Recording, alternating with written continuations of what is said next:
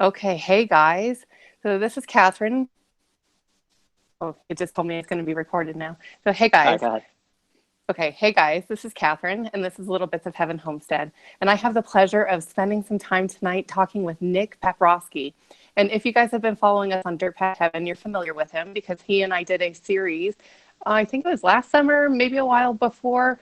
But we did a fantastic series of things that not only homesteaders, but preppers and average moms and dads and just individuals should know on basic healthcare, things like stopping the bleed. But tonight, I'm really excited to bring to you his information on the front lines of COVID.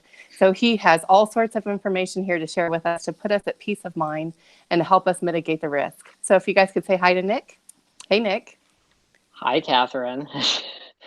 I feel a little bit guilty that, we let so much time go by since we've last talked, and that it took a global pandemic for us to put together some content again. But even though those are the circumstances, I'm glad we're doing it. So, Well, thank you for being willing to join us and share your information.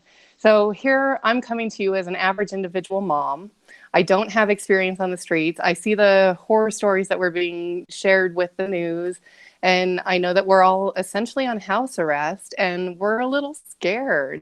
So can you tell us what we need to know about COVID in general and ways that just as we are living our lives, even though we are sheltering in place, we are out and about. We're doing things like grocery shopping and getting gas. What do we need to know to keep us and our family safe? well, I think you hit the nail right on the head right from the beginning. You talked about people being scared. I'm seeing that not just in the civilians that I'm interacting with, but I'm seeing it in a lot of my staff members as well. So I'm a paramedic. I work on the ambulance, upwards of these days, 40, 60 hours a week. And I think one of the things that's happened in EMS is we've had a shift over the last couple of years where a lot of our experienced providers were leaving, and we've had a lot of turnover. So the amount of experience that an EMS provider has is a lot less than it used to be. So I think some of the anxiety that we're experiencing within the field is somewhat due to the fact that we have so many new providers.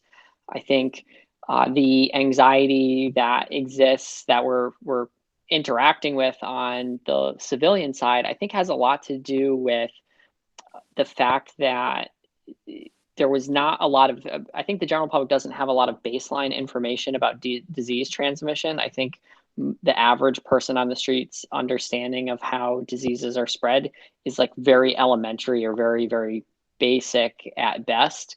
And I think the news media is never going to let any type of perceived crisis go to waste, and trying to hype it up and get their ratings back up. So I think, you've kind of had this convergence of a lack of information and then some media hype, and the result has been that everybody has become really scared. But can I let me throw this back at you for a second, because I'm trying to understand in this process, a non-medically trained person's perspective, because I can't unexperience the things that I've experienced so far. So on a scale of like 0 to like packing your bug out bag, like if that was a 10, what's your anxiety level been on a day to day throughout this so far?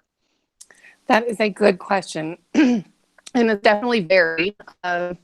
More often than not, I'm relatively secure. I tend to live a life of semi-reclusiveness just in general. So I'm not out there interacting with masses and I live in a rural area. So our people to people contact is minimal. I think if I were in a city, it would probably be a totally different perspective.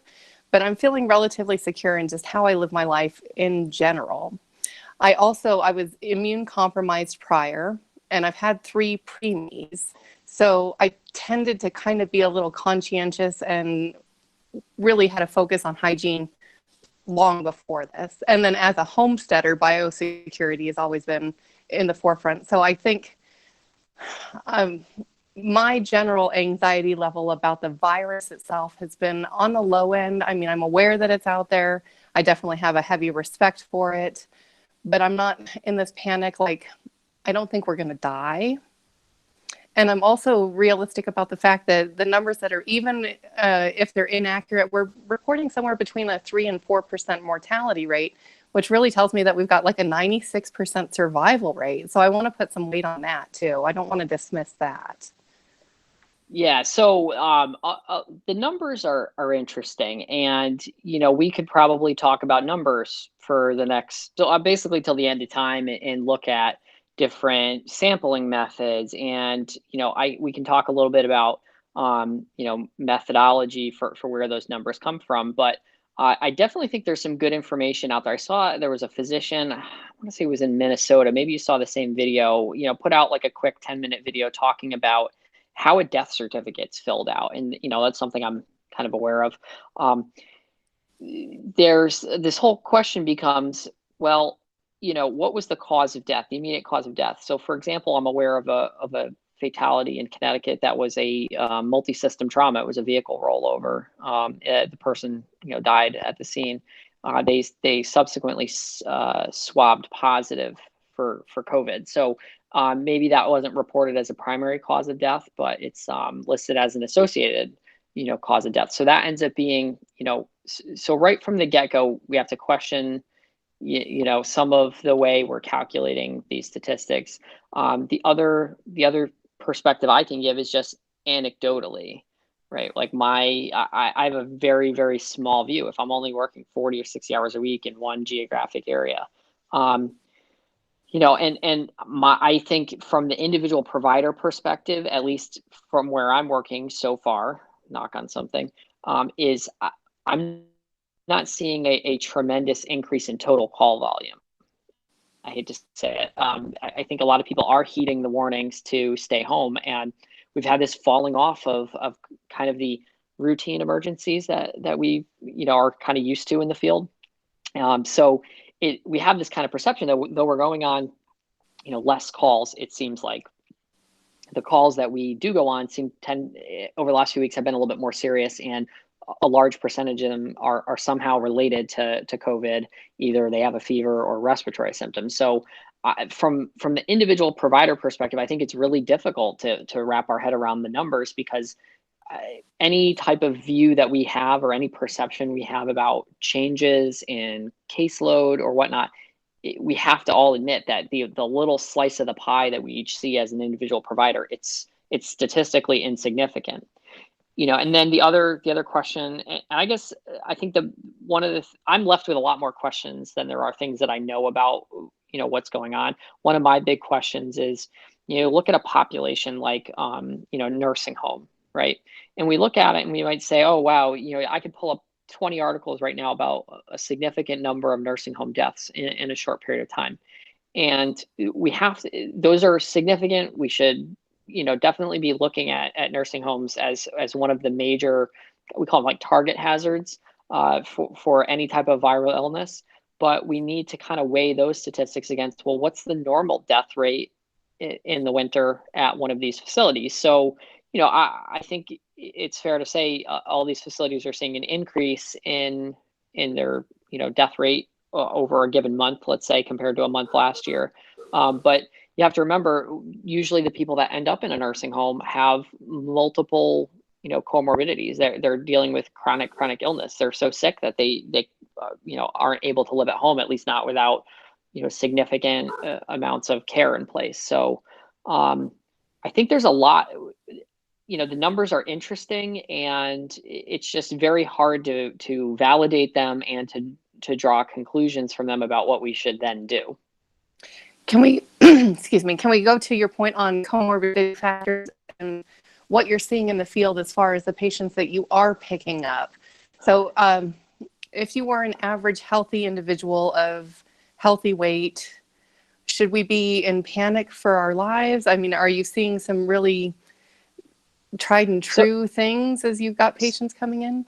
Yeah. So again, I'm hesitant to talk about my my slice of the pie in detail, but there's two things that I will, put some weight in. One is I've listened to some clinical round phone calls at least twice a week now. And these rounding phone calls are basically ICU physicians that are getting together with their colleagues a couple times a week over video chat to talk about, their experiences. So, I've been on those for the last 4 weeks now, and they're incredibly informative. This last week, there was a big study that they were touting. I want to say it was out of Stanford. It was a large sample that they were looking at, and basically, the conclusion there was the number one predictor of mortality from COVID-19 was morbid obesity, and that was actually, it had a higher predictive value than increased age, so age above 60. So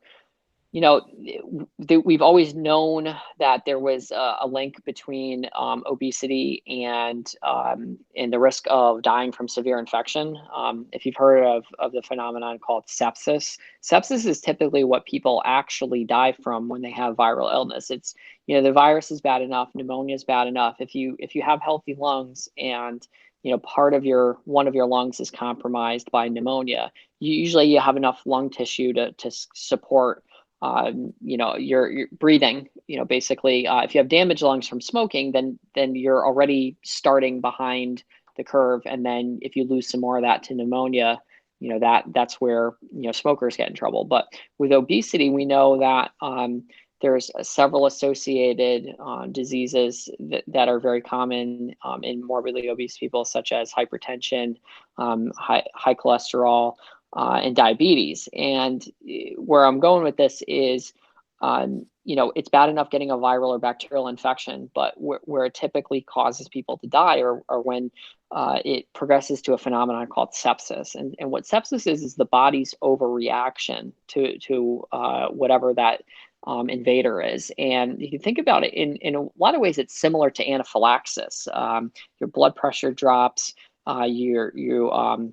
a lot of the fluid comes out of your bloodstream, and it ends up causing multi-organ failure, and it can kill you pretty quickly.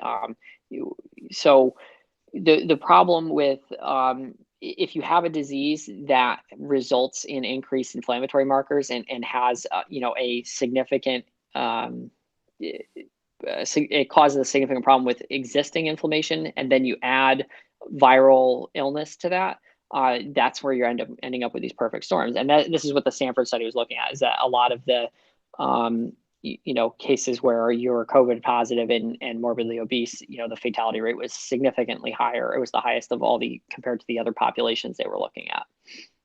Okay, I know you and I were talking yesterday, or maybe the day before, close together, but we were talking specifically about diet and setting our bodies up to be healthier, to take on whatever battle is coming our way. And I know that you and I, we are keto, and as is your family, as is my family, and we've seen a lot of benefits from that. If somebody could take action today, let's say we've got 30 days in lockdown, what would you specifically recommend for every individual watching this video as far as to get themselves primed and ready to fight? What can we be doing to mitigate risk? I know that CDC is talking about masks. Your thought on masks and other actions we can take to mitigate our personal risk? I'll give you three things. Thing number one is information is power. There was no major societal change or revolution that ever occurred because of brute force. It was because someone had a better idea. And I think if anyone's instinct is to object to a nationwide lockdown, and we can talk about that because I've kind of had some developing thoughts about that over the last few weeks. But if your instinct is something's not right here, the only antidote to that is more information. And the challenge in the age of the internet is not getting information; it's filtering it. It's trying to figure it out. I think you and I have talked about this before when we were talking about, preparing in general for, medical emergencies. I talked about, and I harp on this to medical professionals as well. I've accused medical professionals of talking out of both sides of their mouth when it comes to medical knowledge. Because a common retort that you'll get from a medical provider is a patient will say something to you like, I think my family member had a seizure. And a common retort you'll get under their breath, or maybe later on, after the patient encounters, where'd they learn about that? WebMD. and it's really demeaning to the patient, and I completely object to that attitude. But on the other side of it, um, we frequently hear providers, and this is all levels, physicians, nurses, EMTs, paramedics, doesn't matter. We frequently hear providers opining that, well, how are these patients so dumb? How come they don't know this really basic stuff on disease transmission or whatever it is? So we can't have it both ways. And I think if you have to pick between those two, I'd rather have a patient that has more knowledge than less, almost to the point of being annoying. And some real heroes of medicine, both past and present, have always talked about needing to engage in shared decision making with your patients. So, the more information you have, the better. And again, the best resource I can point people to is not a specific study or a specific source, because this is like that old saying: you could teach a man to fish, and or you could give a man a fish and he'll eat for a day. I could point out to you which studies I think are really valid studies and have good controls, and can contribute meaningfully to some of the questions at hand. But if I'm not here and I have maybe a bias, that isn't going to help you. So the best thing everyone should be looking up is information on how to evaluate a study. Like, I feel like this should be a course in high school. Like, you could spend a semester or two talking about the difference between prospective studies, double blind, talk about sample size, talk about, all these varying methodologies. I mean, it's incredibly complex. You could spend, probably 2 semesters going through and, on a scale, gauging, like, anybody can put out a paper. Someone handed one to me the other day, and they said, cloth masks are no good. And look at this study, and all these doctors signed it. I read the study. There was 4 patients in it. And it was published in a journal. And in the age of the COVID, there's a lot of these studies that are going to be pre-read, so they haven't been peer reviewed yet. So again, I have people sending me studies every day, and they're like, I saw this study. Yeah, it's a study. I could write a study tomorrow. It's not peer reviewed in a journal, and then you look at the study and it's a crap study. So my biggest tip is go on YouTube and take some of these courses that they put on there that are how to how to create your own study, how to validate a study. And so, when the next time you see a shock medical headline, and it's like, vodka cures cancer or something like that, in a study in the Danish Podiatrist Weekly, they said people that drank vodka were less likely to have cancer. And then you read the study, and it was just a poorly structured study. You can kind of dispense with the shock headlines. So that would be, information is key, and the most important part of that is being able to filter through the shock headline that you'll see in the news, go to the actual study, and try to wrap your head around how well the study is structured. Then so information is important. Diet, I'm glad you hit on that. I'm not a dietitian. I can just kind of share my own personal experience.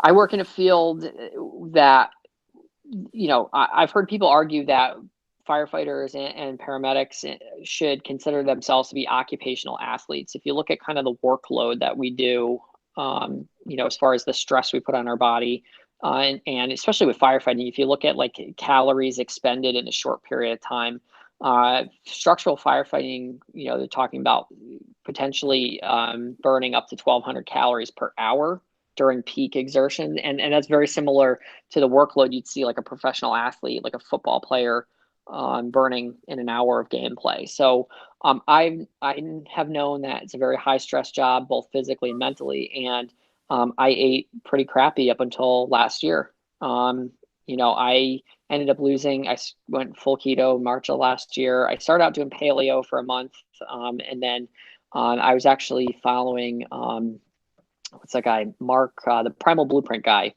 Anyway, I was following his book, and he recommended doing phases of keto. I've just stuck with it, but I lost 40 pounds and I've never felt better. So haven't been sick in over a year. And usually I was good for one cold every winter. So, and I haven't got COVID yet. So Yeah, so keto was a big piece of the puzzle for me, and then you want to talk about math. What was that? You broke up just for a second. And then you were asking about masks. Yes. So yeah, masks. All right. I've been trying to come up with a really good analogy for this. And I still am not satisfied with any of the ones that I've come up with. Well, let me tell you, there is no study where we took a gigantic piece of the population, let's say 300 million people in America, and simultaneously instructed them to wear a mask and stay 6 feet away from people to see if we reduced the spread of this. So the best analogy I can come up with so far, Catherine, is how many mass shootings did a armed civilian stop last year? Yikes, I don't know that. Well, nobody knows that, right? Because so take, for example, there was a high profile, I want to say it was a Texas one in a church At the last year. church, yes. Well, was that a mass shooting, or did the guy have one target? So what I'm saying is the intervention that was applied there is the good guys took out the bad guy, and they ended up with, I think, one dead. Was that a mass shooting that was stopped? We don't even know. And this is going to be the problem, right? So we're applying all these engineering controls and all these theoretical safety measures that have never been tried on this scale before. And at some point, someone's going to point to some dots on a graph and go, see, it worked. Well, how do we know if it worked? A lot of this is theoretical. So we're trying an intervention that's never been tried before. The science is rough on it. And we don't really have any way of measuring it. So, if we're talking about the scientific method here, this is not measurable. What are we going to do? Are we going to measure it in lives saved? How do we calculate that? This is the whole thing with flatten the curve, right? Just because a curve had a certain shape in a different country over a certain period of time, like, again, I can mess around with the numbers enough to come up with a curve that looks like anything. You mess around with the scales and how you're sampling and all that kind of stuff. So I like to put that out there in the beginning, is I have an opinion about masks, and I'll give it to you, but anybody that says, oh, we're going to knowingly save lives with this, it can't be calculated. So I think we got to kind of take this all with a grain of salt. So what is your thought and opinion on masks? So my thought and opinion is, if they don't do any harm, right, why not try them? And I understand, the perceived benefit is that if I'm infected, whether I'm symptomatic or not, if I'm an asymptomatic carrier, by putting a mask on myself, it could be trapping a lot of the droplets from my spit or coughs from getting across the room. Now, there are studies that show stuff can get through this, but these aren't quantitative studies. They're qualitative studies. So basically what they do is a petri dish, how many feet from my mouth, cough through this, cough through another mask, cough through no mask. Surprisingly enough, stuff does still get through this. There's a percentage of stuff that gets through. They can't really measure the total quantity. So theoretically, in a lab, we could say that this reduces the amount of goo coming out of you. And the social distancing thing too, we have good studies that basically look at your proximity to a patient and the chance that you're going to get infected. And they've looked at this with like TB studies and influenza, the amount of time. It's the same as radiation exposure. We're looking at time, distance, and shielding. So if I'm talking about reducing my exposure to radiation, I want to have the least amount of time near the radioactive source. I want to have shielding, so as much personal protective equipment, or in the case of, radioactivity, lead or some other really, really thick concrete. Time, distance, and distance. The farther I get away, it can reduce the dose. That all makes sense. If I'm 25 feet from you on a windy day, and the wind's at my back, the chance of you transmitting something to me is zero. As we get closer, though, we can't say the exact point, but a few of these studies have honed in on that 6 foot to 10 foot range. So, I guess what we're doing here is we're combining a whole bunch of strategies that have never been tested in combination together at a scale that's this large. I don't find it horribly disruptive to have to wear a mask. The other thought is there's known transmission through mucous membranes. So I touch something in a grocery store or handle at the gas pump, I don't sanitize, and then I touch my eyes or my mouth. So theoretically, if I went to go like scratch my nose, oh, it reminds me I have a mask on. I shouldn't do that. So I perceive some benefit to it. Um, I'm a libertarian. I don't know forcing people to do it. But I also believe in private property, so I believe a store has a right to enforce that. If your local grocery store says, "Listen, we're interested in serving the community, but it's our policy. We got to have a mask, and you got to have a mask in place." I totally support that. Um, I think with all risk management, people. It's not helpful. We create moral hazard when we try to do risk management for individuals. The moral hazard. Look at the financial institutions, right? We bail them out every 10 years now, right? Our generation is just used to that. And it's moral hazard. They're going to act, inappropriately or do these risky trades or whatnot with the expectation we're going to bail them out. If you try to apply infection control en masse without providing a lot of the theory behind it, and without encouraging a lot of people to calculate their own risk, you risk backlash, which you're already seeing. I saw protests in the last couple of weeks. And so again, if you're looking to do infection control from the standpoint of some type of governmental agency, you got to be fearful of, it's not just enough to make a policy and say, oh, how come no one will abide by it? It's got to be a reasonable policy. You got to give justification for it. And at the end of the day, I think people need to judge their own risks. Okay, well, on that note, I am just now in my community, we are just now starting to see our first positive cases. And so it's kind of like standing behind a tidal wave that you've been watching sweep across the country, and it's just now hitting my area. If you were with the experience that you currently have, and it was just now making it into your community, what would you advise the people? So I've been watching this since the middle of February, and I kind of have observed a geographic spread where you would see it. We had the first one of the first cases in Westchester County in New York, and then it spread out from there. You'd see it pop up in one bed in a nursing home, and the next thing there'd be 10. So I think the pattern that we've been seeing and what I've been keeping an eye on is looking for these pockets.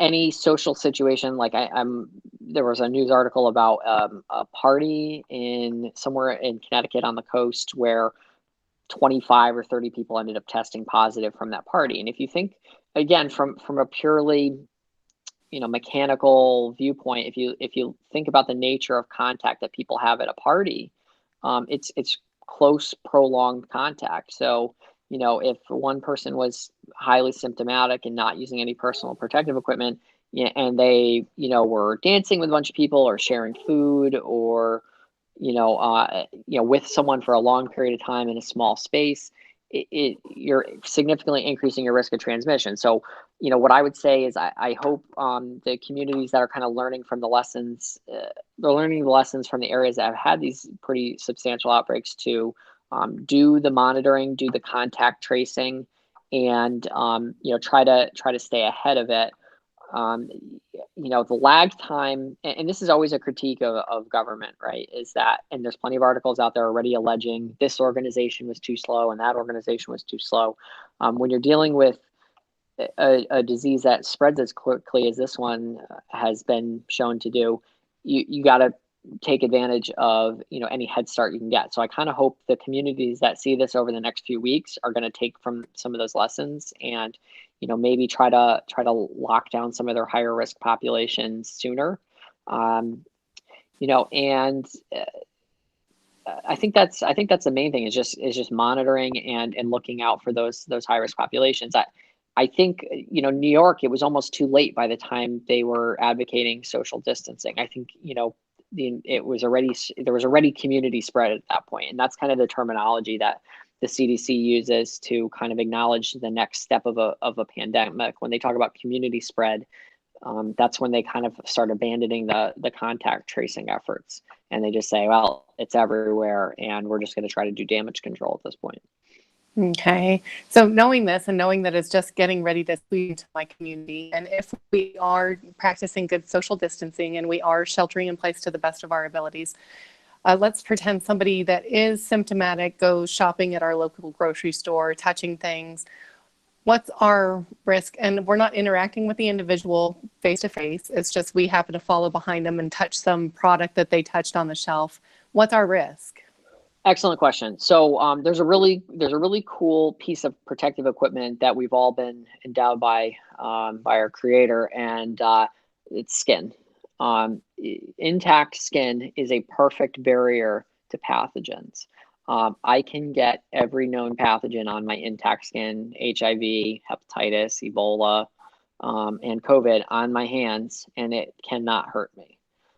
In order for it to hurt me, it needs to get into my mucous membranes.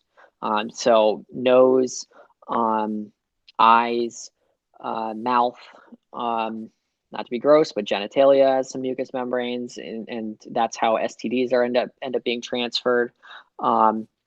So it's, instead of thinking about disease as this invisible thing that's floating around, and almost like you think of like Pigpen from Peanuts, from the comics, like this cloud of stuff floating around. Listen, if someone is symptomatic and they're virus shedding, yes, it is.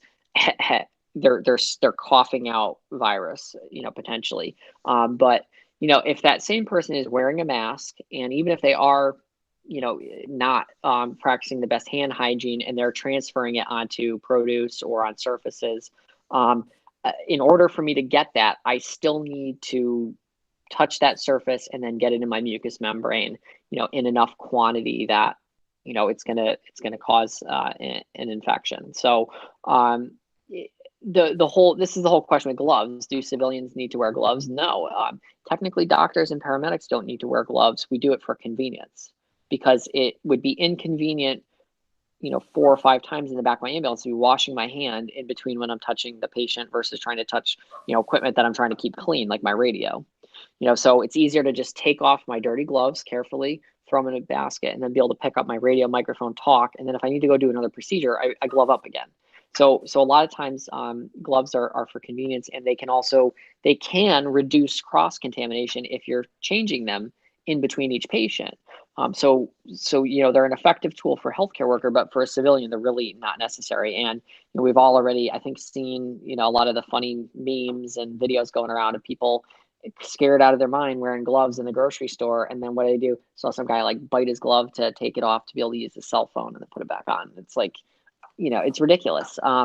So it would behoove the general public to just do a little investigation about trying to understand the actual mechanics of how diseases are spread. So, in a grocery store, you're wearing a mask and someone else is wearing a mask.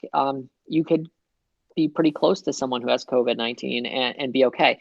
And I guess if you need more proof of that, that is the same PPE I wear in an ambulance. Personal protective equipment. I wear a mask. I don't even wear an N95 unless I'm performing an invasive procedure. So I wear a surgical mask, just like this, and I wear gloves, and I'm very careful about washing my hands and decontaminating my equipment. And I've been treating patients for the last 4 weeks, and I had an antibody test last week, and I have no antibodies. I've never had it, never been symptomatic. So if it's possible for me to wear the same PPE that you would be wearing in the grocery store and not get sick, then you should be totally fine in the grocery store. And I'm dealing with people that are really sick and very symptomatic in a small enclosed ambulance for 30, 40, 50 minutes at a time. So that should kind of be reassuring to people. I hope if maybe that's one of the best antidotes to a lot of people's fear. That's one of the things we mentioned in the beginning is I'm wearing the same PPE as you. I'm in an ambulance, and I haven't gotten it.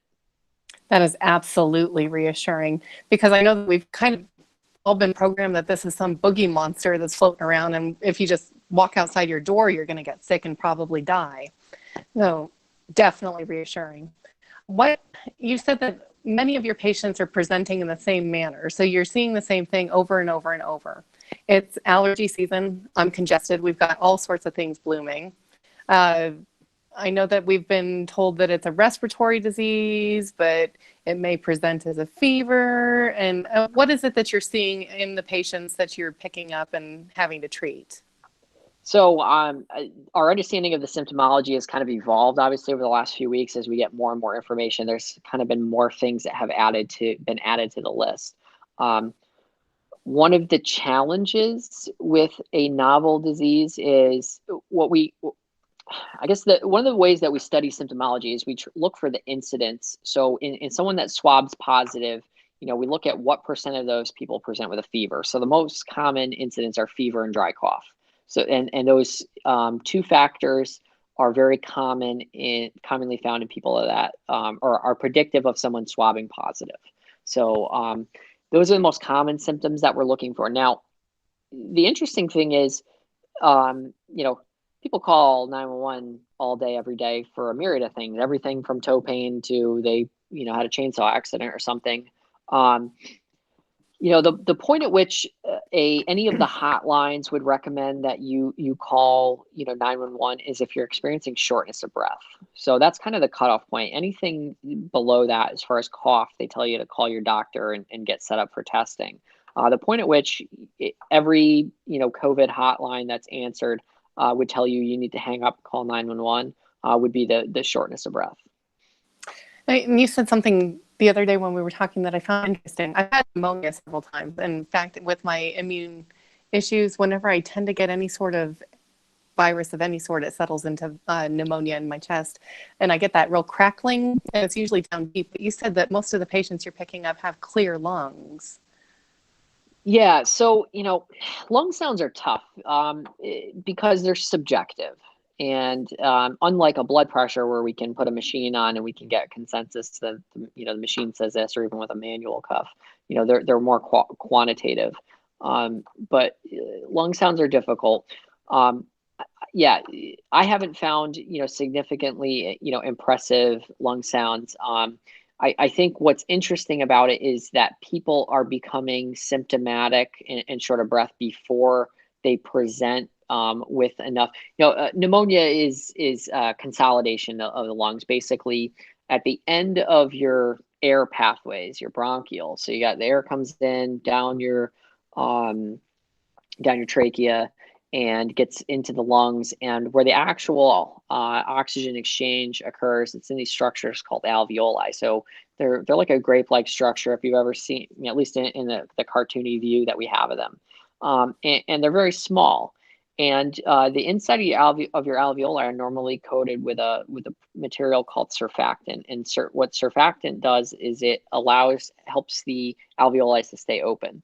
Well, when you have infection, and not necessarily infection, if you have any type of liquid that accumulates in the lungs, because there's patients that get pneumonia just from aspirating from maybe they have a swallowing problem, or they've had a stroke and they end up with food or liquid getting into their lungs.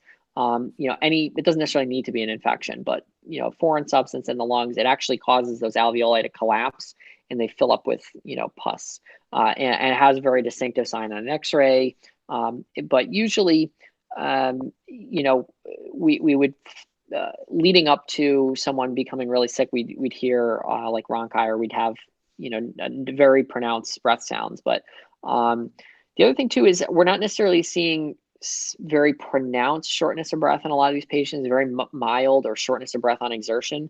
And we're finding a lot of patients that have low oxygen saturations. And I don't want to go down too far into the pathology of it, but there's a couple of reasons why, besides the lung problems, why this disease potentially is causing the low oxygen levels. So it's fascinating. I really have enjoyed the clinical phone calls. If you have anyone watching that does have any kind of clinical background, definitely try to avail yourself to some of the information that's out there, because there's some unique aspects to this compared to just our regular old bacterial pneumonia. Yeah, it sounds like it's presenting slightly differently than you would anticipate. Yeah, and the other thing that, again, this is just passive observation. My own small piece of the puzzle is, and a few of the clinicians I work with kind of shared similar experiences with me. We're noticing patients that deteriorated really quickly. So that was always something. As a clinician, you're always trying to anticipate, and I guess as a prepper too, you're trying to always anticipate what things are going to be like in 5 minutes, so you don't get surprised by it. So if you're, an emergency clinician, you're trying to anticipate, is this patient going to get better or worse? Can I prevent them from getting worse? And if they're going to get worse anyway, let me be prepared for whatever that means. And a few of my colleagues and I have just again, our small piece of the puzzle, have noticed that patients tended to deteriorate pretty quickly, or a lot quicker than we would have necessarily anticipated them. So we're trying to modify some of our treatment protocols to try to cast a bigger net, catch more people early on. And I have a fear too. I fear that people are waiting to call 911 now, because every patient, we mentioned the anxiety in the beginning of this video, everybody's worried that if they don't have COVID when they call us, they're going to get it when they go to the hospital. Well, I was just going to say that too, that we tend to be stoic in nature and say, oh, I'm fine. It's nothing. It's just allergies. It's just a cold. This isn't it. And knowing that you're going to potentially deteriorate rapidly. Let's talk about, so you said shortness of breath. At what point do people go, this is it, and I need to call? So again, I'm just echoing any of the clinical information you could find from a number of reputable sites. This isn't my opinion. I'm just going to kind of read off what we're told. If you have risk factors, and the main risk factors identified, specifically by the CDC recommendation at this point, are age over 60, any type of chronic lung disease. That could be asthma, bronchitis, or COPD, emphysema, hypertension, and obesity. Those are all the major risk factors. So if you have those and a fever and a cough, you should be on high alert. The goal would be, though, to be calling your doctor sooner rather than later. So at the onset of your symptoms, you should be calling your doctor and making a plan to get tested. And your doctor, your primary care doctor, or if you have a specialist that's a pulmonologist, for example, should be taking into account your risk factors and helping to guide you as an individual more on what your cutoff points are going to be. It's very hard for us to say, well, here's some absolutes, this is the cutoff point where you call. I think it just really, this disease that we're dealing with really identify a couple important lessons for us. I mean, I already mentioned the obesity as a big risk factor for mortality. Smoking, I've already took a shot at. Obviously, if you're damaging your lungs proactively and then you get viral illness, you're going to be in bad shape. And the other example here is find a good primary care doctor, have a good relationship with them, and talk to them specifically about your individual risk factors, because there's a lot of other factors here too. What's your access to healthcare like? I know you live pretty rural. You might have to have a lower threshold where you live for getting care.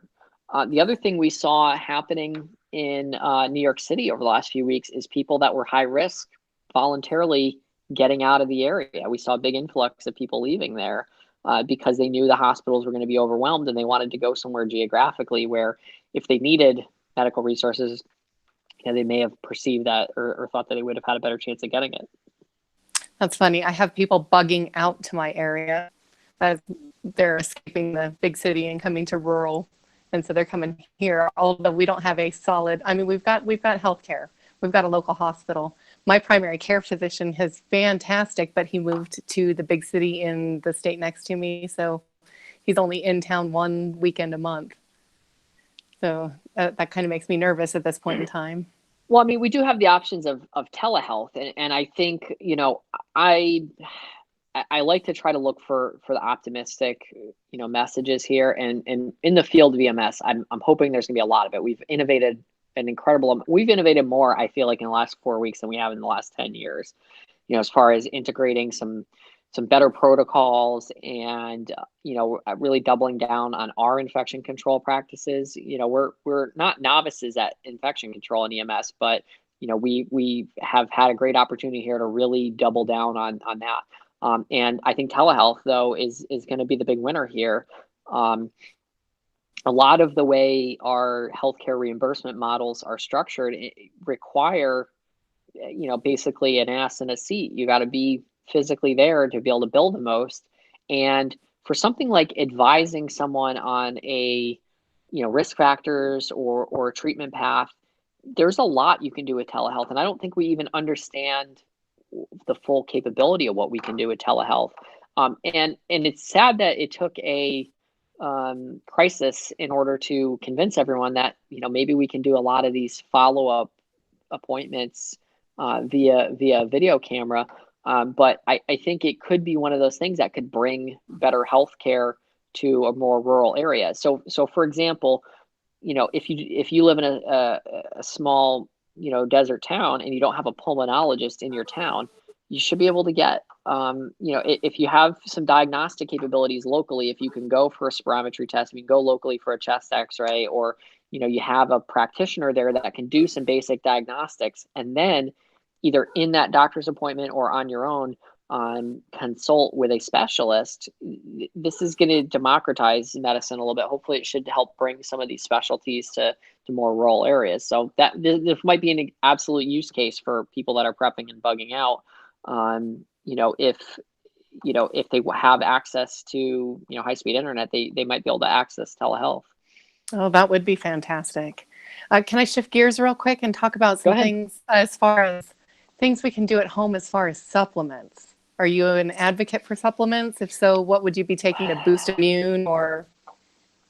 You know what? I don't really take anything personally. I do. I guess I take a little bit of vitamin D during the winter because I'm in a northern climate, and that was the only.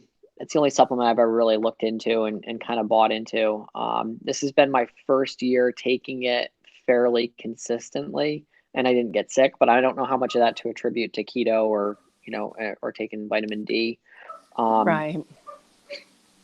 Just curious because I've seen all sorts of videos like if you take this, if you take this, if you take this. And so as people are channeling and really focusing their resources, I wanted to give them some options. And if they're just going to be flushing their money down the drain, then let's be real about that too.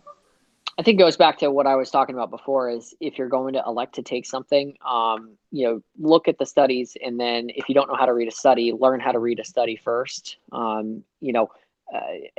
Good example, hydrochloroquine. We hear this all about this, malaria drug. If you start actually reading some of the studies, the initial ones had very small sample sizes. They were poorly controlled.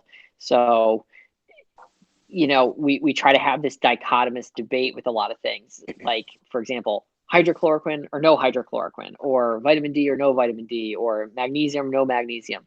Nothing is ever quite that simple, because we rarely, it's impossible to control for everything. So it's impossible to conduct a perfect study where I have two identical, or I have two identical populations, and one randomly gets vitamin D and the other one randomly gets placebo, and then try to observe that. There's an interesting phenomenon at work in medicine in general, and that is people that are more diligent about health tend to be healthier anyway. And it's just basically anybody that cares about their health and is going to, try a lot of different things, they're probably also the people that are not smoking and, using hand sanitizer. So we end up with this selection bias where, you can't find a group of smokers that take, vitamin D religiously and compare it to non-smokers who don't take vitamin D, and do this 4-part grid where you're trying to compare these groups. So it gets really complicated. I think I caution people against, absolutes in general. I think there's so many aspects of health I've found that are somewhat personal. I see that, I think, a lot in the keto communities. I've noticed lately. So I'm interested. I want to try carnivore. I didn't anticipate there being this global pandemic, and it'd be a little unrealistic for me to be eating steak 3 times a day right now with how much I'm working. But I see in the keto community, there's a lot of different ways that people do keto, and a lot of variations. And, it seems like there's a lot of different ways to do it, and it works for a lot of people. That's right. I'm just trying to look for something that people can put in their arsenal that'll help give them some peace of mind. And but there again, if it's fictitious peace of mind, I'm not sure that that's really benefiting anybody. Well, I mean, placebo effect is cool too. It's an actually, it's a well-studied phenomenon. So there's plenty of people who have written books and done papers about, even something cancer care, and people's recovery rate from cancer. There's some studies that show if you have a positive attitude, you get a 5% boost in your cancer cure rate. I think the bigger picture here is that, stress in general can cause you to be unhealthy. And that's, what I've noticed, at least in my own personal life, the degree to which I've been able to manage stress for better or for worse at different points in my life, my health kind of reflected it. And, probably the cheapest intervention right now that I'll peddle to anyone is sleep. I read a really, really good book last year. Besides learning everything that I did about keto and that changing my life, I read a book called Why We Sleep by Matthew Walker. He was actually on the Joe Rogan podcast, and he calls himself the sleep ambassador. And basically, his mission in life is he's a researcher, but he goes around convincing doctors to prescribe people sleep. He just talks about all the, he's very familiar with all the science about how, getting not only the right quantity of sleep, but a high quality sleep improves everything from reducing your cancer risk, decreasing your chance of depression, decreasing obesity, because, he goes through the whole cascade with, the people that do intermittent fasting understand this, but, that your body metabolizes food or processes food differently based on the time of the day. So, I think sleep is something that is relatively cheap for people to get. You can theoretically get it everywhere. And there's a lot of good strategies out there for sleep hygiene, everything from wearing earplugs and masks, dark, cool room. He goes through a lot of that in his book, and there's a lot of free stuff out there. But if someone just wants like a quick, easy intro to it, I would recommend Matthew Walker on the Joe Rogan podcast. Beautiful. I'll have to look into that because sleep is definitely one of my places too. So I actually bought this magic watch. It's supposed to tell me my sleep. Excuse me. Yep. Mine is a liar because it tells me that I'm sleeping when I'm actually awake. I've checked it. But that was one of my methods to try and ensure that I'm actually getting enough sleep and quality sleep was to start tracking it. So, but yeah, that's definitely, I think that's a weak area in a lot of our lives. And especially now that we're, in theory, a lot of us are on semi-house arrest. That is one area that we could focus on, is slowing down, breathing, focusing on quality sleep. Yeah, if I can give one other tip, if this works for me, it's got to work for anyone.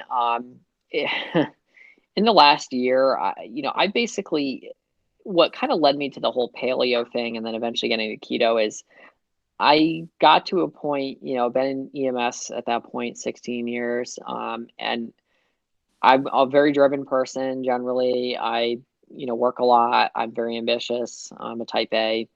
And I just got to a point last spring where I'm like, I need to start eliminating some variables here in my life of why I feel so crappy, why I'm so exhausted all the time. It can't just be because there'd be times I would even get plenty of sleep and I'd still be exhausted. And, that led me into the whole paleo thing. Okay, cut out all of the artificial crap, the low quality oils, the soy products, all that garbage. So, initially cut all that out for a month, went to keto, learned about sleep and did, had a couple really good weeks in a row where I slept a lot and noticed a huge difference. Well, the last thing I noticed was, I got involved with yoga over the last couple months. And, I think when you start adding all of these practices together, I mean, depending on what kind of yoga you're doing, it can be pretty physical. But the breath control features of it, and just the fact that it's a reset, I feel physically different when I come out of a yoga class. Like I feel like I've had a little bit of a reset, and if I look at my professional life, where professionally I'm going on, an ambulance call, and my my body reacts, my cortisol levels go up, and then I go on another ambulance call and it goes up to here, and then I'm done with the ambulance call and done with my shift and it goes down a little bit. And then I would get another one and I kind of felt like I was riding this roller coaster of ups and downs. Yoga has been a really, really, big piece of that. And I think I'm I'm a tough guy, right? I'm a firefighter, at least I think I am. And, for me to say, breathing and doing all these funny poses makes a big difference. It definitely does for me. And also it's free. I mean, you can go take a yoga class, you need some basic equipment if you want, but there's so much stuff on YouTube that you could do. So, I'm almost jealous of everyone on house arrest. I got a lot of stuff I could be finishing at my house, and I definitely would love a month-long yoga retreat. But yeah, I guess it's just the other side of the coin. I probably would be going a little stir crazy if I didn't leave my house for a month. So Right. Well, this is kind of my average lifestyle. It's just I work from home. I've got my homestead, and now I've got a kid that I'm homeschooling at the same time. So it's kind of added an extra layer of work to my already full schedule. But yeah, yoga is a lifesaver for me too. And I think it goes to the breathing aspect of it. I don't think we generally breathe. Like we're shallow breathers, and we're just so in the moment that to really focus on filling your lungs with oxygen is oddly important. I agree. Oh, very good. Well, Nick, you've eaten up a whole bunch of time with us, and I appreciate this. So let's do a quick recap. Should we be scared? No, if you have all the information, it's totally possible for you to go out and exist in this world and not catch this disease. If you have low risk, even if you do catch it, the stats say there's a good chance of you beating it. But no, fear is something that can be easily mitigated with information. So let's say our economy opens back up and we all go back to work.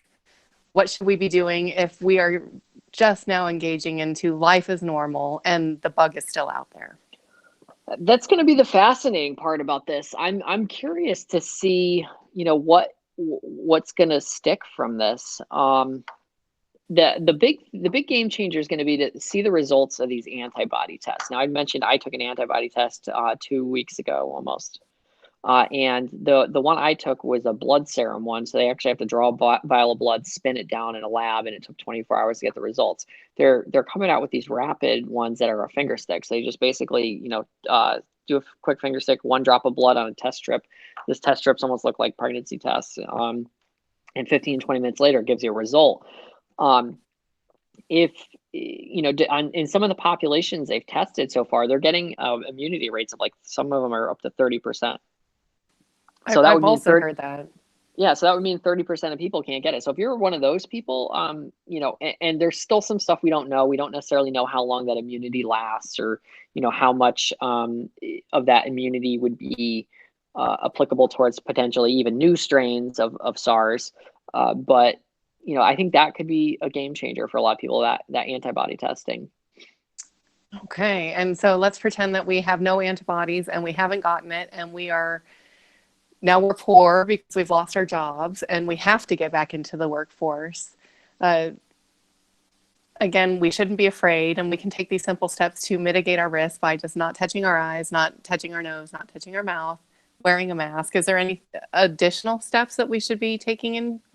Of all the interventions, honestly, the one intervention that has the best science behind it, the most vigorously studied intervention, is hand washing, and it's for those simple reasons. That my hand, I can get any kind of disease you can imagine on my hands, and as long as I don't touch my eyes, everything will be okay. I think it's a very changing a practice that we do every day is incredibly challenging. So I am very curious to see if all these different ideas that people come up with to remind them. I'm already seeing like cool inventions like I saw a keychain that you can use to open doors with, and for touching like the ATM, keys and that kind of thing. Little engineering controls like that are fascinating to me. But yeah, I think hand washing, it's crazy. Again, it's something that's pretty cheap to do. I said that on a video like a month ago. I can't believe we're having to tell people to wash their hands. So, but apparently that's something we need to tell people, wash your hands. So wild. Okay. So I definitely, after talking to you over the last couple of days, I feel a lot more secure in my own world, knowing that it's coming to my community, knowing that I have to be out there because I'm out there. I'm considered essential to some of my jobs, and I am out in the community and I'm interacting with elderly folks, and I've carried a heavy weight on if I were to pick this up, I have a responsibility to my community as well. Yeah, no, absolutely. So along those lines, if anyone is symptomatic with anything, it doesn't necessarily have to be COVID. It could be the flu. It could be strep throat. It could be a norovirus. The responsibility we have to society is to stay home, and that should have been something that we've all practiced for years. And I think the most conscientious people have, but that would be a good practice going forward. Is people should have a pretty low threshold for staying home from the office. Got a little tickle in my throat. I don't know, something's not right. Don't go to work. To stay home. And then another thing that I'll say that I see exemplified in you and a lot of the prepper community, which is one of the reasons why I think I've been drawn to this community over the years, is to their credit, it sucks to be Chicken Little, right? To be a charlatan, to be always worried that the sky's falling. That's there's some times when we're really criticized by that, and they had that TV show. I think I was on like National Geographic or Discovery, where they're making fun of preppers that had bunkers in their Doomsday basement. preppers, yes. Doomsday preppers, yeah, and it was very unfair to the people that are preppers. But to your credit, listen, this was like a triple whammy.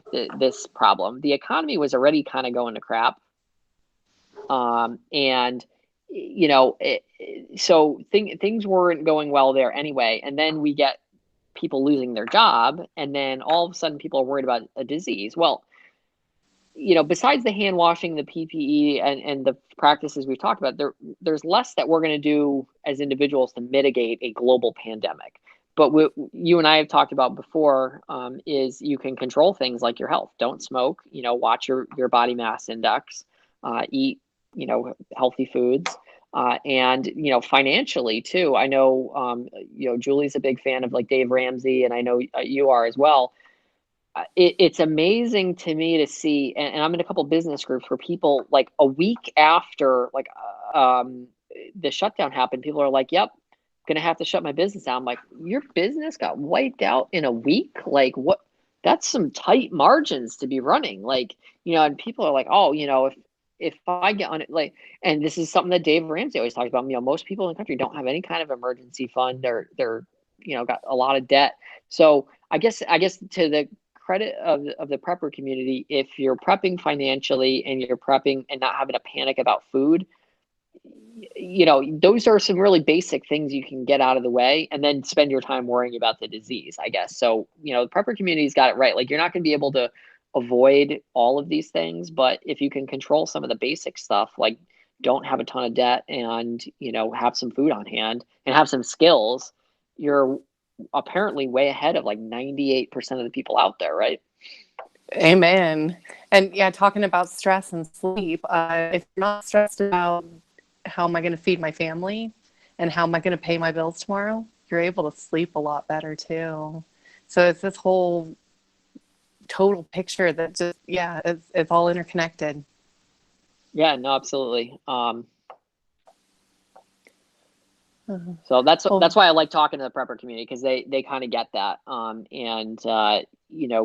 You're the group of people that are kind of attracted to that are people that want to actually do something. So I also feel like my time's not wasted. Like, if I kind of have any insight to bring in kind of some helpful tips, I think the people that are drawn to the prepper community are like very action oriented, and are willing to risk looking goofy wearing a mask, because I've been wearing a mask for a couple of weeks now at work, even before it was required, and now it is required, and it's just didn't mind looking silly for a little while. And I think a lot of preppers are used to kind of being made fun of, and then until something like this happens, and I, see our friends posting all kinds of stuff about their seeds that they started every year, and Nick Klein's posting pictures of rabbits that he's butchered and whatnot. And like you said, a lot of this is life is normal for people with our background, and maybe we just hatch a few extra chicks this year, plant a couple more rows of tomatoes, but we're already pretty Oh, well squared away. I suspect this is going to be a big year in gardening, that we are all going to have just bumper crops, and it's going to be pretty amazing. So, and yeah, being action oriented, that definitely gives some peace of mind, is because you've taken actionable steps that you can measure and say, I've done this, this, and this to put some sort of peace in my life. And so, yeah, highly recommended. And whether you're Chicken Little or not, worth the peace of mind for yourself. Who cares what other people think? Well, and it frees you up to, I like to talk about leadership too. If you have all your basics squared away, you're physically in a position where you can lead. I'm in a position, just in my small circle and in my family where, I'm the most medically oriented person. So I kind of get, a lot of the panic phone calls and whatnot. So I think if you're aspiring to be some type of a leader in your family or in your community, step one is to be squared away so that you're not worried about toilet paper when you should be worried about trying to figure out if we need to get grandma out of the nursing home or not, and bigger questions like that. So I think that's a maturity thing too. A big measure of maturity is time preference, and people with high time preference, kind of prefer to eat their seed crop now and not really think about the future. And the people with lower time preference, that are more mature, kind of are looking at the longer time horizon. And I think we need those people to be those people are going to be the ones that end up being the leaders right now, is, the calm adults that can walk into the room and go, all right, well, I know we've got food for at least the next 6 months to a year without us even trying. Like, let's worry about the other problems at hand here, or let's look at the opportunities, maybe get out of the mindset of just responding to all this. And there's going to be, every time there's some kind of crisis or disaster, there's some kind of opportunity that comes up. Agreed, across the board, which we should really be focusing on that, because that is a blessing. So, well, very good, Nick. I know that you are at work, and I tremendously appreciate your time, because I know that time is a precious commodity and definitely our most valuable resource. And thank you for all you're doing out there in your community and sharing with our community here.